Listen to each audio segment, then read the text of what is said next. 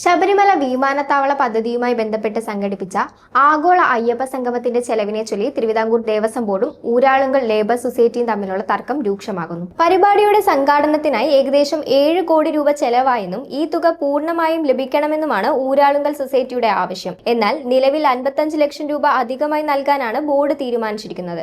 ഇതോടെ സൊസൈറ്റിക്ക് നൽകിയ ആകെ തുക 1,05,00,000 രൂപയായി ഉയർന്നുവെങ്കിലും ബാക്കി തുകയെ ചൊല്ലിയുള്ള അനിശ്ചിതത്വം ഇപ്പോഴും തുടരുകയാണ്. നിർമ്മാണ പ്രവർത്തനങ്ങൾക്കും അനുബന്ധ സൗകര്യങ്ങൾക്കുമായി വൻതുക ചെലവിട്ടുവെന്ന ഊരാളുങ്കലിന്റെ അവകാശവാദം ദേവസ്വം ബോർഡ് പൂർണ്ണമായും അംഗീകരിക്കുന്നില്ല. ബോർഡിന്റെ വിജിലൻസ് വിഭാഗം നടത്തിയ പരിശോധനയിൽ ഊരാളുങ്കൽ സമർപ്പിച്ച ബില്ലുകളിൽ പലതും പെരുപ്പിച്ചു കാട്ടിയതാണെന്ന് കണ്ടെത്തിയിരുന്നു. മരാമത്ത് വിഭാഗവും വിജിലൻസും നടത്തിയ സംയുക്ത ഓഡിറ്റിംഗിലെ അപാകതകൾ ചൂണ്ടിക്കാട്ടി അമിതമായി കാണിച്ച തുകകൾ വെട്ടിക്കുറച്ച് യഥാർത്ഥ ചെലവ് മാത്രം നൽകിയാൽ മതിയെന്നാണ് ബോർഡ് യോഗത്തിന്റെ നിലവിലെ തീരുമാനം. ഭക്തരുടെ പണം ഇത്തരത്തിലുള്ള പരിപാടികൾക്കായി ദൂർത്തടിക്കുന്നു എന്ന ആരോപണം നേരത്തെ തന്നെ വിവിധ ഹൈന്ദവ സംഘടനകൾ ഉയർത്തിയിരുന്നു.